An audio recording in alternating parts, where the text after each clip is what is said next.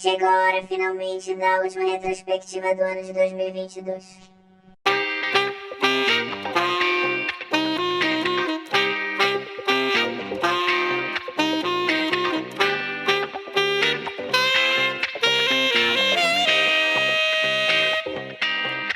Enchanté.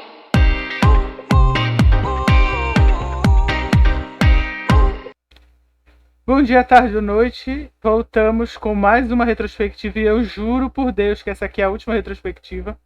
Agora, já em fevereiro, que esse vídeo vai ser lançado. E eu queria falar sobre os documentários que eu mais gostei esse ano. Só relembrando para quem não viu as outras retrospectivas, aqui falo de os melhores, no sentido de que foram os documentários que eu mais gostei, que mais me interessaram e que eu achei mais bem produzidos. Em nenhum momento eu estou falando que eles são verdadeiramente os melhores no sentido mais objetivo, até porque eu não sou documentarista, não trabalho com cinema, nem nada nesse sentido. Então, aqui é só uma pessoa que assistiu esses documentários e vai falar um pouquinho sobre eles. Curiosamente, já chamando a atenção do que eu já tinha feito antes, as menções honrosas vão vir primeiro. E por quê? Primeiro eu queria falar sobre uma coisa que eu achei bem esquisito, que foi o fato do Brasil ter feito 200 anos de independência e basicamente só ter tido um especialzinho lá na Globo. E aí você para pra pensar que porque teve Copa esse ano, teve uns 4 a 5 documentários diferentes sobre Copa do Mundo e jogadores de futebol que estiveram na Copa.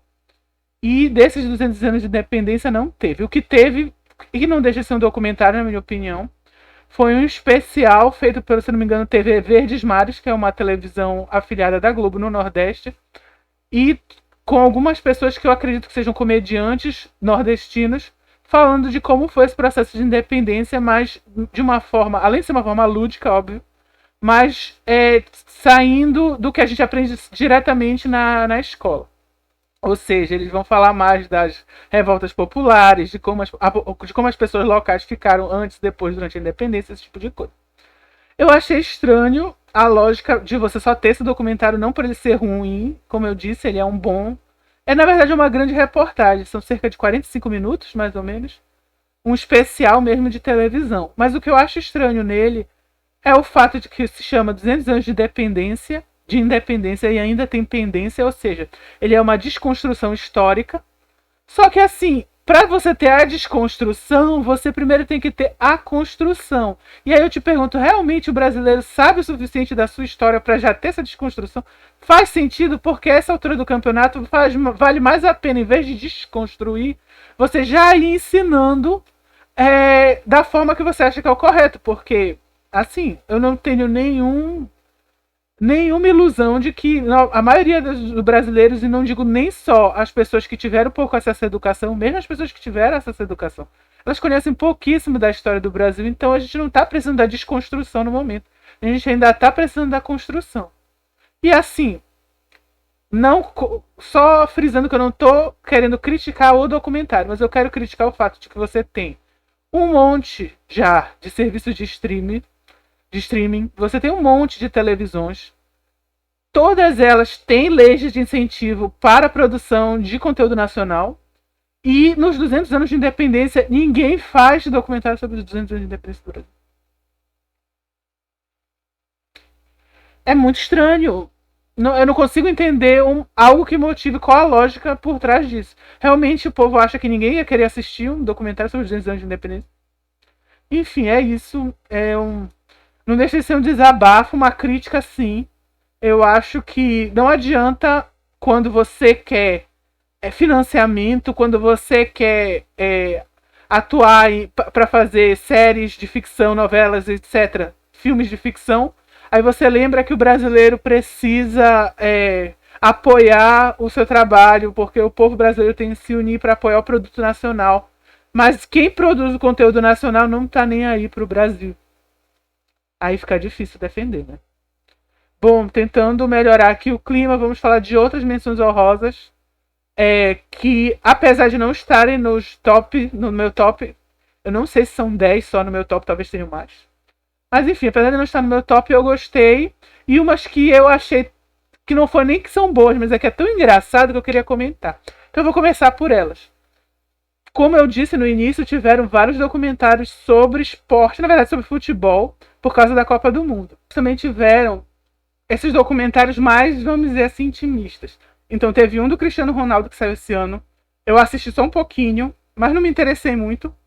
Saiu um do Neymar e um sobre capitão, na verdade, como é que eu posso dizer? A posição de capitão num time de futebol. Em especial em seleções do Brasil, em seleções de campeonatos mundiais, porque você tem toda uma pressão em cima desses jogadores. Então é um documentário que até faz algum sentido. E o do Neymar, porque, enfim, é um jogador brasileiro dos mais famosos e é um dos jogadores mais famosos do mundo em atividade, né? Tudo isso foi antes do falecimento do Pelé. Agora, um que eu acho que vale mais a pena, porque os outros dois, o do Capitão eu achei mais ou menos. E o do Neymar é aquele que eu digo, não é bom, mas é engraçado porque ele é tanto... É praticamente uma propaganda. E é uma coisa que eu não entendo muito, porque o jogador, ele tá lá pra quê? Pra jogar, fazer o... Se for no caso do Neymar, fazer o gol, comemorar e ir pra casa. Então eu não entendo essa necessidade de fazer um PR dele, sabe? Uma propaganda, falar como se ele fosse um grande cara, um cara maravilhoso. Ele fazendo gol, mano, que interessa. Mas tem um que eu achei bem interessante, que foi o Brasil 2012, os bastidores do Penta. Esse que tá ali embaixo. Porque é uma memória de infância, na verdade. Eu era criança quando o Brasil ganhou essa Copa. Então eu me alegro muito em ver e ter aquela memória afetiva, tudo. E é um documentário até bem produzido, quando você para pra pensar. Comparado com os outros de futebol. Teve um também da Argentina que tá lá no Prime Video, mas eu tenho dignidade, então eu não vou assistir. Continuando. Bom, teve um mais, vamos dizer assim, menos acalorado, que foi o Prehistoric Planet, que fala do mundo no período antes da história, vamos dizer assim, onde ainda existiam os grandes dinossauros, grandes criaturas. Ele é bem interessante porque o CGI dele é muito bom, então dá uma sensação de realismo real. Não é tão fake, porque se você pega coisas mais de antigamente, com documentários de dinossauros, você vê assim, você fala, um bicho desse provavelmente não está do destino. Óbvio que eu não sou cientista, paleontólogo nem nada nesse sentido, então eu não sei se o que é apresentado é a realidade. Mas pelo selo, e porque tá na Apple TV, que se diz uma empresa mais séria de streaming, vamos confiar que eram mais ou menos assim que os cientistas imaginam que são os dinossauros das criaturas. Outra coisa interessante é que ele vai fazendo, vamos dizer assim, um panorama que mistura o tempo e o local. Então, a vida começou no mar. O primeiro episódio é todo no mar, com criaturas marinhas e assim sucessivamente. E aí ele vai adentrando na praia, no não sei aonde. E aí você vai tendo uma ideia melhor de como era uma vida entre os animais pré-históricos. É bem interessante. Não sei se é especulativo, mas é interessante. Ainda nas menções honrosas teve esse do Mickey, que é até bem fofinho, mas é igual... é até engraçado falar. Mas tal qual o do Neymar, ele é produzido pela Disney para ser uma propaganda do Mickey como personagem. Mostrar a importância dele, da história, etc. Então ele é bem básico, bem... aquilo, a empresa falando bem dela mesma. Só tem um momento dele que eu fiquei bem chocado, porque eu não sabia dessa história, que é de um... Também não... Provavelmente devia ser verdade, porque eles não iam mentir sobre isso. Mas é a história de uma pessoa que estava em campos de concentração na Alemanha nazista e que assim, né, pra, sei lá, se sentir melhor, tentar viver todo aquele sofrimento que ela estava vivendo, ela fazia quadrinhos, tirinhas muito bem desenhadas, por sinal, com o Mickey. E o último quadrinho é o Mickey sumindo e a pessoa se dando conta que o Mickey não poderia estar lá, né? Porque é o personagem de desenho lá dos Estados Unidos. Nossa, e tem também uma cidade no museu, que eu não lembro se era o Museu do Holocausto, mas é um museu sobre isso, né? Sobre a Segunda Guerra Mundial. E tinha uma cidade onde tem fotos de poucos meses, ou se meses ou semanas, antes dela ser atacada e completamente destruída durante a Segunda Guerra. E você tem uma foto de uma pessoa vestida de Mickey dando uma flor para uma moça. Uma foto ainda preta e branca, nossa. Muito, muito interessante. Mas é isso, mas no mais é só propaganda. E aí você tem dois que tem um trabalho mais sério, principalmente o do Jeffrey Dahmer. Porque o que acontece? teve essa série super badalada que eu não assisti, e eu já vou deixar isso claro aqui.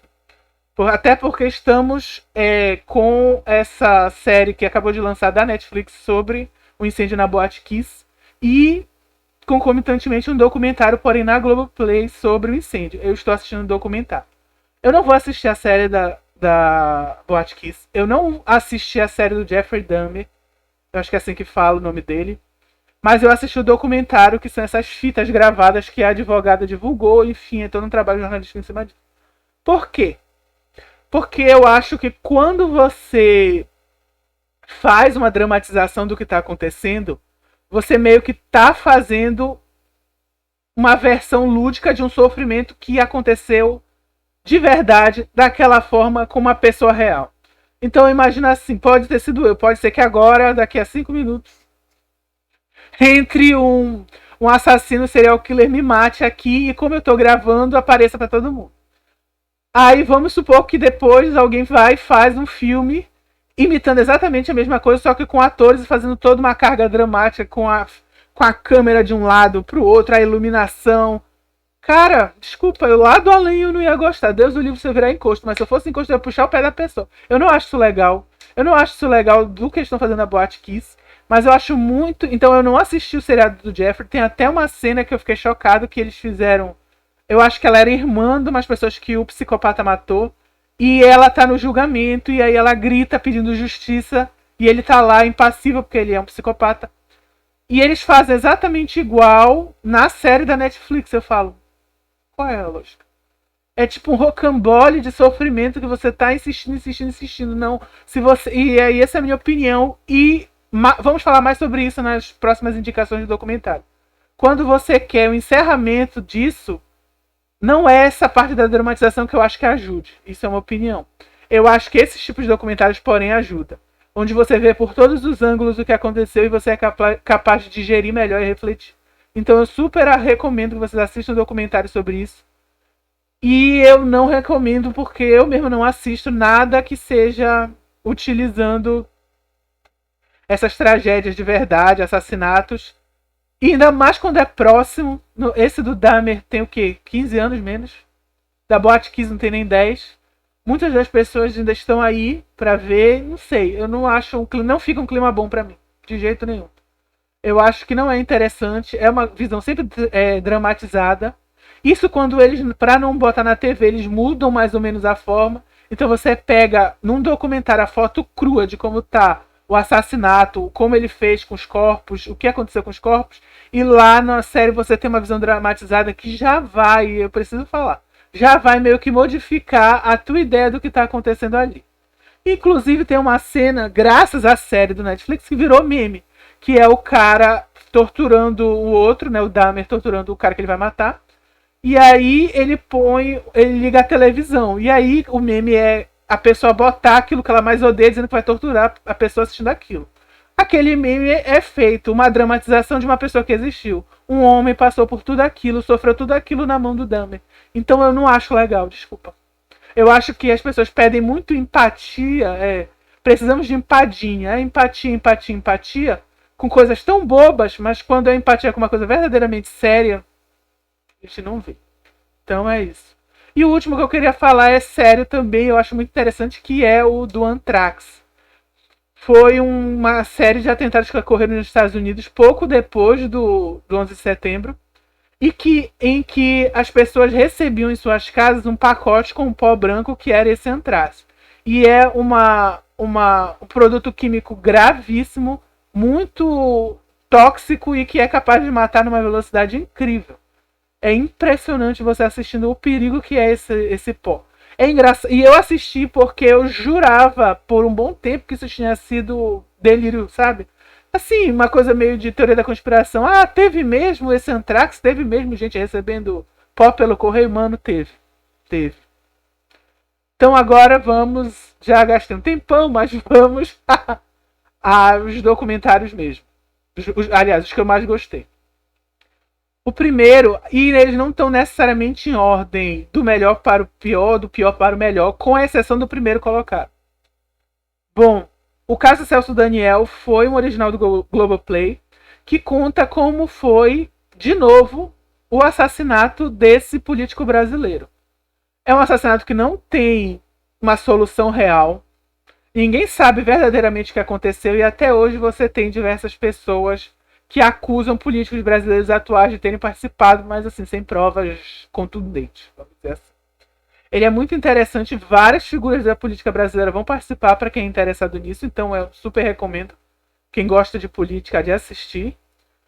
E também ele é assim, ele tenta fazer de uma forma mais baseada numa cronologia. Tipo, como foi quando ele foi sequestrado, como foi que ele morreu, como foi que as pessoas reagiram, etc. Porque se você parar para pensar, é um caso bem confuso. Nossa, rola de tudo nas histórias que eles contam nesse documentário, até é preso querendo ser salvo via helicóptero de um presídio, cara. É assim, é muito louco, muito louco. Eu super recomendo que vocês assistam. É coisas que são do Brasil, aconteceram no Brasil, e a maioria dos brasileiros nem sabe do tanto que aconteceu. Porque sabe do caso, mas não tanto dos meandros que tem nele. É bem interessante. Claro que muita gente não gostou dele ter sido produzido no início do ano, porque teve eleição ano passado, né?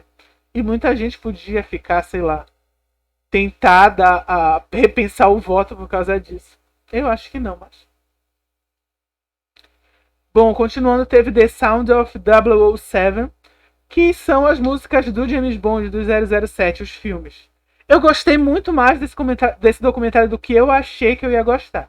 Ele é um documentário da Amazon e no próprio Prime Video tava um show que fizeram em homenagem aos 60 anos. Eu acho que foi no Carnegie Hall. Eu não lembro o nome da casa que fez esse show, mas foi um show gigantesco com vários artistas até importantes e que cantavam várias músicas da trilha sonora de James Bond. É interessante entender para quem nunca assistiu, sei lá, ele pode existir, né? Nunca assistiu nenhum filme do James Bond, que no início de cada James Bond tem uma espécie de abertura, que tem imagens mais ou menos contando uma historinha, que não interferem necessariamente, algumas vezes sim, mas não necessariamente interferem no filme que vai passar depois, mas é mais para te ver os créditos de uma forma divertidinha. E todos eles têm uma música específica, escrita com base no roteiro do filme. Então, o artista que faz escrever a música, e que às vezes é o próprio artista que vai cantar, ele recebe o script do filme, ele escreve uma letra em cima e depois grava uma música para fazer parte desses créditos de abertura. E é uma tradição, e em certo ponto virou uma coisa muito glamurosa você ser o artista que é convidado para cantar a música de abertura do 007. Assim, eu preciso dizer que, por enquanto, a minha música favorita, eu até botei a foto dela ali, é o GoldenEye com a Tina Turner. Eu acho que aquela música é a que mais, vamos dizer assim, faz um encapsulamento do que é um filme do James Bond, qualquer um. Qualquer filme do James Bond tem aquela tríade, que é o vilão caricato, quase de desenho animado, o James Bond, que é o fodástico, e a Bond Girl, a garota por quem ele é apaixonado. É sempre esse triângulo, qualquer filme do 007 vai ter isso. E é sobre isso que canta o GoldenEye. Mas tem outras músicas incríveis. Aqui no canal eu estou tentando fazer uma retrospectiva de James Bond, eu estou assistindo todos os filmes, isso eu estou fazendo, mas até agora só saiu o vídeo do primeiro, que foi o Contra o Dr. No. Mas se tudo der certo esse ano, vou continuar, já tenho uns vídeos quase pronto aí para gravar. Tô com um pouco de preguiça, mas vou vencer a preguiça para continuar. São 24 filmes, né? E é isso. Outras coisas interessantes foi de saber que quase teve um tema de abertura cantado pela Amy Winehouse, mas infelizmente ela foi convidada, que era pro Quantum of Solace, se eu não me engano. Ela foi convidada numa época que ela já não estava bem de saúde, e eu fiquei muito triste ouvindo isso, porque eu gosto muito da Amy Winehouse, é uma das artistas assim que eu ouço até hoje. E o 007 é um herói muito britânico, e ela canta uma música que também tem um viés muito britânico, ainda que seja uma coisa muito mais contemporânea, vamos dizer assim, meio modernoide. Mas você sente o ar dessa cultura nas músicas que ela cantava e nos filmes do 007, então teria sido o casamento perfeito para mim, uma pena que não ocorreu. Também serviu para eu saber que finalmente quem é Billie Eilish, que todo mundo fala na TV, mas assim, se eu fosse ligar o rosto a alguém eu não ia saber. Agora sei porque ela cantou a música do último filme, que eu ainda não assisti. Vamos continuar. Escola Base, um repórter enfrenta o passado. Gente, esse documentário assim, ele não é grande, ele é só 1 hora e alguns minutos. Não é um documentário sério como foi o da Escola Base, mas eu acho que ele é intensamente importante. Por que eu digo intensamente essa palavra estranha? Porque eu acho que no momento atual a gente precisa entender por que notícia falsa pega. E o motivo de notícia falsa pegar é porque não necessariamente o que está se falando nela é completamente mentira. Ela às vezes é baseada em pequenos blocos de verdade que você junta para fazer uma narrativa falsa. E foi parecido com o que aconteceu na Escola Base, ainda que não tenha sido de propósito. Eu acho que aqui o que você teve mais era que naquela época, que era, se não me engano, isso aconteceu no final dos anos 90, você ainda tem um pouco isso, mas naquela época era generalizado. As televisões e os jornais impressos, eles eram desesperados, obviamente, por leitores e telespectadores. Então eles eram desesperados por qualquer história macabra, absurda, medonha que as pessoas fossem falar no outro dia.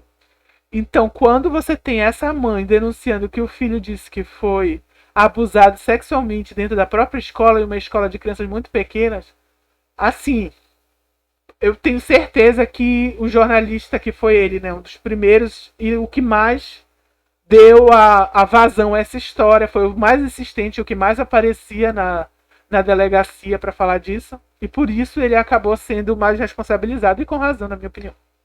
Não estou passando pano para ele, não. Então eu imagino que dentro da redação o povo devia estar que nem mosca varejeira lá no bolo, pai. Eles deviam estar assim. Rapaz, olha essa história. Porque essa é a realidade. O sensacionalismo foi algo muito presente no jornalismo brasileiro até o fim dos anos zero. Sem meme. Até 2008, 2009. Isso ainda era muito forte no jornalismo brasileiro. E isso daí, esse caso da Escola Base, eu acho que ele é emblemático por isso. Você teve uma cobertura jornalística equivocada, pesada e feroz, porque destruiu a vida de muitas pessoas. Porque não só destruiu os donos e as pessoas que trabalhavam, como as famílias delas também. E essa matéria, na verdade, esse documentário, ele vai ter mais como foco o jornalista agora, né, enfrentando esse passado e compreendendo os erros que ele cometeu. Eu acho que você vê isso sim. Tem sim passada de pano, já que ele é um jornalista da Globo fazendo um documentário da Globo. Mas eu achei que foi bom. Foi bom. Ele traz, pra mim, ele traz um saldo positivo, de verdade. Eu não tô sendo fofinho, não. Eu achei que ele tem um saldo positivo. E é isso. Você vai ver coisas absurdas. Nossa, tem um jornal que eles põem assim: venha conhecer a escolinha do sexo. Poxa.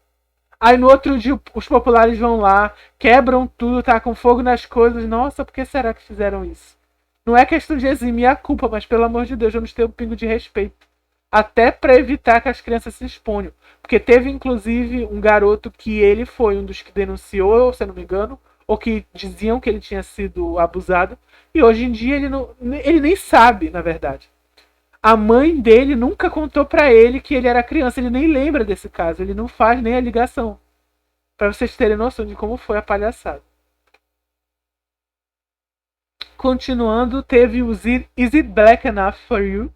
Que é um documentário, como diz o título brasileiro, sobre a história do cinema negro nos Estados Unidos.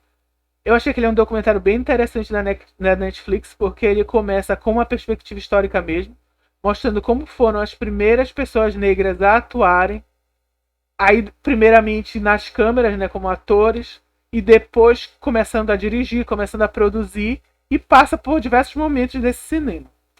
Inclusive fala do Black Exploitation, que é eu acho que é quando teve os filmes que mais foram assim exportados, porque eles eram filmes, aqueles filmes bem, não digo trash, mas quase trash, sabe? Recheado de violência, recheado de sexo, bem assim. E você tem uma crítica à lógica desses filmes, porque no geral tinham muitos produtores brancos que sabiam que eles eram muito bem assistidos justamente pela população negra. Então meio que você tinha a sensação de que essas pessoas estavam sendo usadas.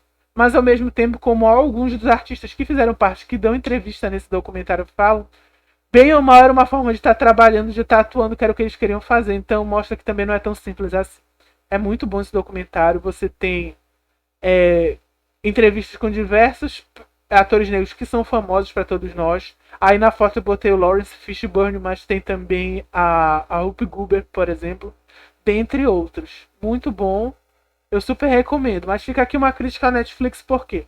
Você vai assistir esse documentário e se você pensa assim, então eu vou assistir um desses filmes que estão comentando aí no documentário. Bom, na época que eu assisti não tinha nenhum. Bom trabalho, Netflix, você não conseguiu comprar um.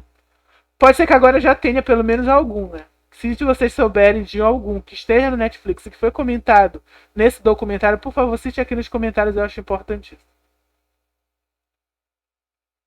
Continuando pro outro lado do mundo agora, Kabuki featuring Toma Ikuta. Espero ter falado corretamente o nome do ator. E é isso, é um documentário mostrando um ator que já tem certa experiência, ele tem mais ou menos uns 30 anos, e já teve mais de 15 a 16 anos de carreira. Curiosamente, ele começou como um idol, ou alguém tentando ser idol, que é tudo que esse povo da Ásia gosta, né, quando é jovem, vai entender. E depois ele começando a atuar de uma forma mais comum, né, fazendo seriados, novelas, o que é que eles chamem lá, drama, né? Dramas comuns mesmo, ator comum. E ele era muito amigo de um outro ator, desde a infância, que era de família do Teatro Kabuki. O Teatro Kabuki, ele é, vamos dizer assim, um teatro que reúne dança, artes marciais, canto e interpretação. Então, e ele é bem característico da cultura japonesa. Você tem toda uma maquiagem, uma cênica e umas roupas específicas que você tem que usar. Inclusive, eu não sei se todo teatro continua assim, mas esse daí que foi o... Eu esqueci o nome agora do espetáculo que eles montam, mas o espetáculo está no Netflix e eu vou tentar assistir algum dia e aí eu falo aqui com vocês. E nesse daí, todos os personagens, inclusive as personagens que são femininas na história, são feitos por atores homens. Eu não sei se isso ainda é uma regra no teatro Kabuki, mas eu acredito que sim, porque o Japão ainda tem muitas dessas regras assim. E é uma coisa que é muito de família, então tradicional. Então, por exemplo, o pai desse ator, ele era, apesar de ter começado no Kabuki desde cedo, ele não era da família de tradição nesse tipo de teatro. Então ele era frustrado porque ele não conseguiu, por exemplo, ser um protagonista. É algo que só agora o filho dele está conseguindo. Então, devido a essa amizade, o filho dele convida e aí tem essa ideia de mostrar como é para uma pessoa que é de fora, que no caso é o Toma Ikuta, como é uma preparação para esse tipo de teatro. E assim, ela é bem cansativa para quem não está preparado. Porque você tem que ter todo um porte físico, você tem que saber pelo menos o básico de coreografia para fazer uma luta de espadas, por exemplo. E você tem uns passos e vamos dizer assim, uns movimentos e umas posições que eles não são simples de fazer. E é muito legal assistir esse documentário porque, assim, você só entende referências que você tinha desde a infância assistindo essas coisas agora ou lendo livros quando você é adulto. Então, tem movimentos ali que eu via personagens japoneses fazendo em animes, mangás, até jogos de videogame, que eu achava esquisitos, eu não entendia porque eles faziam, e era imitação dos movimentos, de alguns dos movimentos. Todos esses movimentos vão tendo nomes específicos desses personagens. Então, dependendo da posição do personagem, do tipo de personagem, se é um personagem mais trágico, mais cômico, ele tem uma maquiagem de um tipo, e normalmente é o próprio ator que tem que fazer sua maquiagem por questão de tradição. E ele tem essas danças, esses movimentos, esses trejeitos. Um que me chamou a atenção, um personagem, porque eu joguei recentemente o penúltimo Street Fighter, já que ele já anunciou o 6, né? É o 6? Anunciou o 6 e eu joguei o 5. E no 5, o Honda, além dele ter uma maquiagem bem parecida com o Kabuki e uma roupa parecida, ele faz uma dancinha, eu se não me engano é quando ele tá ganhando, né? Quando dá que você ganha a partida com ele, que é idêntica a isso. Eu falei, tá aí, da onde surge? Na época eu achei estranho quando eu joguei a primeira vez, agora eu já sei. Então é super interessante para quem não tem noção nenhuma disso. Claro que eu entendo que talvez não seja interessante para todo mundo. O documentário foi feito, como eu disse, como eles estavam montando uma peça do Teatro Kabuki, e essa peça está também disponível na Netflix. Diferente do que eles fizeram no outro documentário, nesse tem o documentário e a peça para te poder assistir os dois. Menos mal, né? Continuando, teve uma surpresa para mim que foi o Limitless com o Hemsworth. Eu não lembro o primeiro nome dele. Enfim, é o Thor da Marvel. Ele, pra você, como eu, que assistiu o último Thor e falou, cara, que filme horrível, mas ainda assim você queria ver o protagonista, né, em alguma coisa que não fosse trash, pronto, assiste o documentário dele onde ele vai falar dos limites do corpo humano. Aqui a premissa é de que ele leva uma vida assim, de estresse meio físico e mental, então ele precisa cuidar melhor do corpo dele porque ele quer ser uma pessoa mais longeva, cuidar bem dos filhos dele, enfim, ter um corpo mais saudável. E aí, em cada episódio, uma equipe de pessoas que entendem disso, sejam desde educador físico, cientistas, médicos, psiquiatras, eles vão dar diversos desafios para ele e que ele vai ter que vencer. E cada vez que ele vence, ele aprende daquilo algo que ele tira para a vida dele.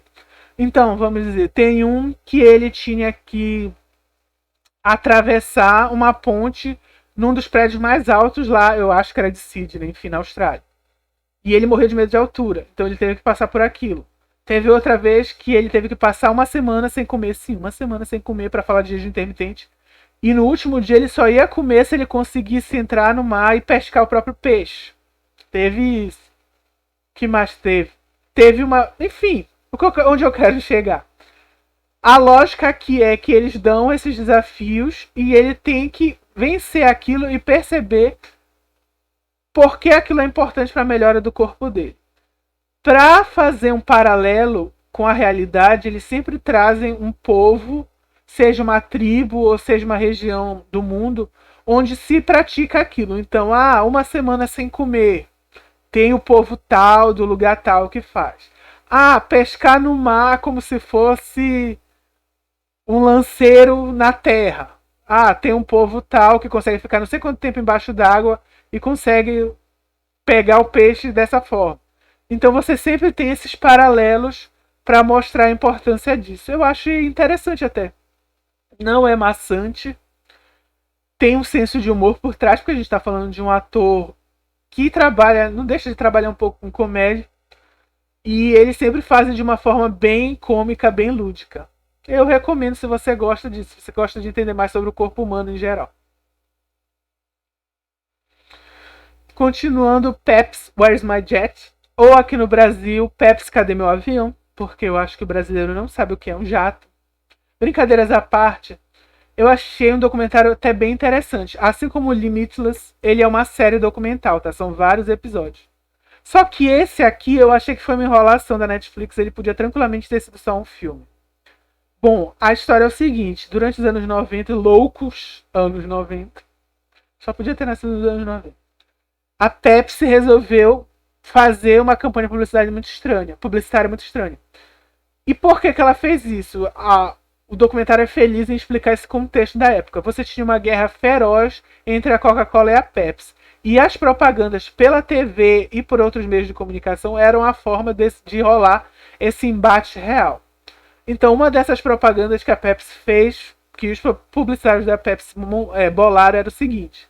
Você tomava a Pepsi, tirava a tampinha, seja de garrafa, seja de latinha, e trocava por pontos. E a quantidade X de pontos dava o valor de um brinde.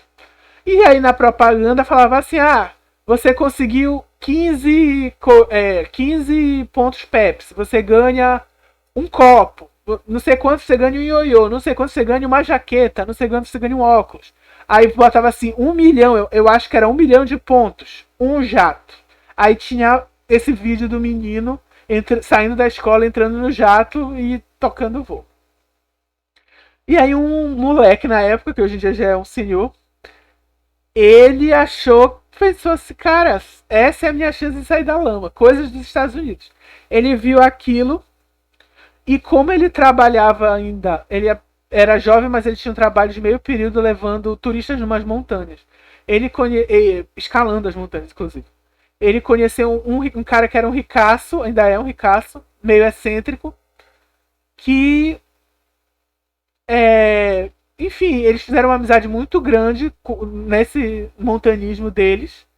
E entrou em contato com ele e falou assim: cara, eu descobri que eu posso comprar os pontos que a Pepsi não me dá. Por exemplo, em vez de eu tomar tudo isso de Pepsi ou ter tudo isso de latinha, eu posso simplesmente comprar esses pontos que eles aceitam. Porque o que a Pepsi pensava? Ah, a pessoa compra 10 latinhas, mas ela quer a jaqueta que precisa de 15, então as outras 5 ela pode comprar. E aí ele fez o cálculo e não dava um valor alto. Então eles fizeram o seguinte, o Ricasso fez um cheque e ele escreveu: aqui está o valor por essa quantidade de pontos, por favor me dê o meu jato. E a partir daí tem toda uma briga judicial, porque lá propaganda não é brincadeira, então eles levaram para as cortes superiores. Eu não vou contar, não deixa de ser um spoiler, apesar de todo mundo saber, olhando no Google, qual foi o resultado. O que aconteceu, se ele conseguiu esse jato ou não, mas a história é boa. É boa, o documentário ele é divertido, ele não tenta se levar muito a sério, a não ser numa parte que ele conta um pouco de como foi uma outra propaganda desastrosa da Pepsi lá no, se eu não me engano foi nas Filipinas, mas é um país da Ásia. E muito interessante. Eu super recomendo esse documentário. Ele tem um momento que ele entrevista as pessoas, ele dá 2 refrigerantes sem rótulo e pede pra pessoa descobrir qual é a Pepsi, qual é a Coca-Cola. Sensacional. Apesar de que eu não sei porque, se é porque eu sou gordo profissional, mas eu não consigo imaginar, ou talvez a fórmula da Coca-Cola e da Pepsi nos Estados Unidos seja muito diferente. Mas eu não consigo imaginar alguém confundir das duas. Pelo cheiro, eu sei se é Pepsi ou se é Coca. Imagine bebendo. Então, talvez tenha sido só para deixar interessante. Continuando, a gente teve mais um documentário sobre crimes, que foi o Flor de Lis, Em Nome da Mãe. Ao mesmo tempo que lançou o Flor de Lis, Em Nome da Mãe, por causa do, do tribunal, né, que teve, do julgamento dela. Ao mesmo tempo que lançou esse na HBO Max, lançou um na Globoplay.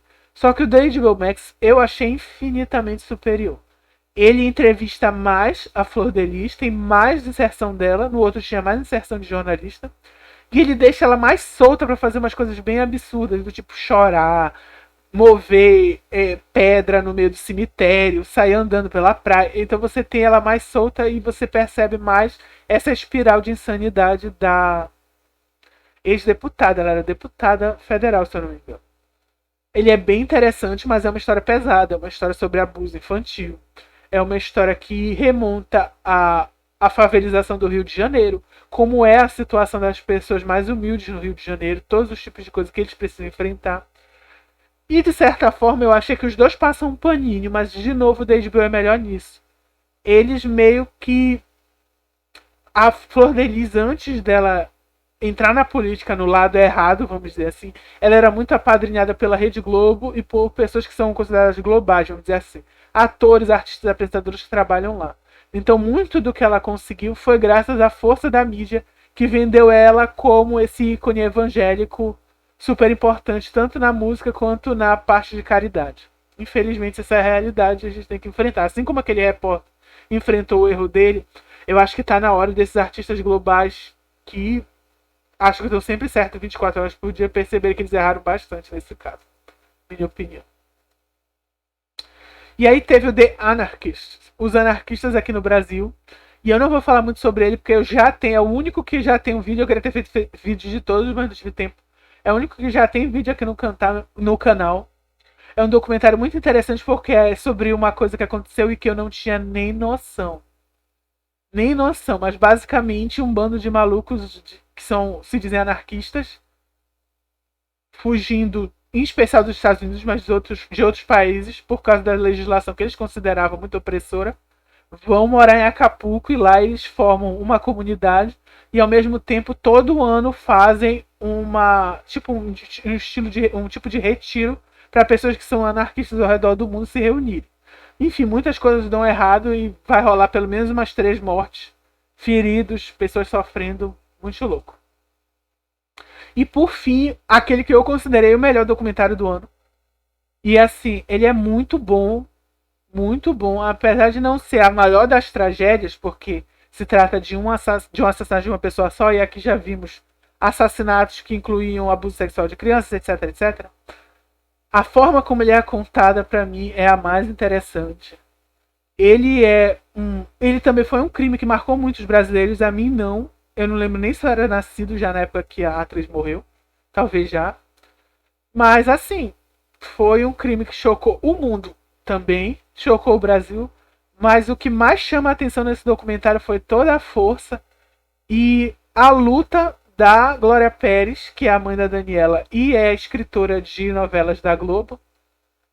Toda a luta que ela teve para conseguir justiça para a filha dela, mesmo que não tenha sido a justiça que todo mundo esperava. Mas a gente está falando de Brasil, né? Mas, cara, se ela fosse deixar para lá e só se entregar para dor, eu acho que eles não tinham ficado, os assassinos, nem um dia presos. Talvez a polícia nem fosse atrás. De tanto que foram os erros, as omissões, as dificuldades da investigação. E toda vez que se esbarrava numa dificuldade, a Glória Pérez ia lá e por conta própria tentava falar com testemunha, tentava descobrir o local onde ela foi vista, via a foto que tiraram deles. Então, gente, só assistindo. E uma das coisas mais legais e mais bonitas desse documentário não é nenhum texto, porque não é uma coisa narrada, é uma entrevista, são vários flashes de entrevistas. Mas toda vez que a Glória Pérez fala da filha dela, é triste. Mas é uma tristeza assim poética. Você vê que é uma grande escritora falando. Nossa Senhora. Ela sabe passar a dor que ela sentiu de uma forma que eu nunca vi. Parece que você está sentindo a dor dela naquela hora que ela contando. Ela contando de como foi quando ela viu o corpo dela, da filha, no local onde ela foi assassinada a primeira vez. Nossa, é tipo... Eu fiquei destruído depois que assisti. Destruído mesmo. E você tem também inserções de outros profissionais e de pessoas que explicam, por exemplo, que muito desse assassinato teve características ritualísticas. Enfim, não necessariamente ligadas a uma religião específica, mas de algum tipo de pacto mesmo, por isso o nome, de pacto, de tentativa de feitiçaria, algo nesse sentido. Então você tem, nesse sentido, entrevistas com esses profissionais da área criminal e um pouco da área espiritualizada. E também, por outro lado, você vai ter profissionais da área da saúde mental explicando como seria essa psicopatia ou sociopatia, não sei se eu estou falando corretamente, tanto do Guilherme de Pádua quanto da esposa dele. Ambos participaram do crime juntos, assassinaram juntos a Daniela Pérez. Cara, é uma história muito macabra, muito. Os dois são assim, sempre foram macabros, sempre foram estranhos. E até hoje a gente não entende como eles chegaram tão longe. E eu gostei muito do fechamento, porque em muitos momentos a Glória Pérez vai explicar que o motivo dela fazer o documentário e dela continuar a ter falado a respeito é que ela sentia que as pessoas romantizavam essa história. Muitos achavam absurdamente que tinha sido uma história de amor que não deu certo, que ele estava movido pelo ciúme ou que a esposa dele estava movida pelo ciúme, quando na verdade a Daniela Pérez e o Guilherme de Pádua não tinham um relacionamento amoroso, nunca tiveram, e o motivo dela ter sido assassinada foi porque ele tinha um papel pequeno na novela, não gostavam dele e o papel dele foi sendo reduzido cada vez mais. E ela era a filha da escritora da novela e, portanto, quem poderia mudar esses rumos. Tudo muito triste, mas tudo muito bem produzido. E é isso, gente. Obrigado por quem assistiu até aqui. A partir de agora no canal vai voltar a programação normal, que não existia, porque não tinha programação nesse canal. E o que vamos falar vai ser toda quinta-feira um tema diferente que vai surgir da minha cabeça. Chega de top 10. E agora top 10 só no ano que vem, se Deus quiser, se tudo permitir. Muito obrigado por quem assistiu até aqui. Se você gostou desse canal, do conteúdo, por favor, considere se inscrever e comentar aqui embaixo se algum desses documentários você assistiu. Se você gostou, se você não gostou. E comenta se você teve interesse de assistir algum deles. Obrigado e até o próximo vídeo.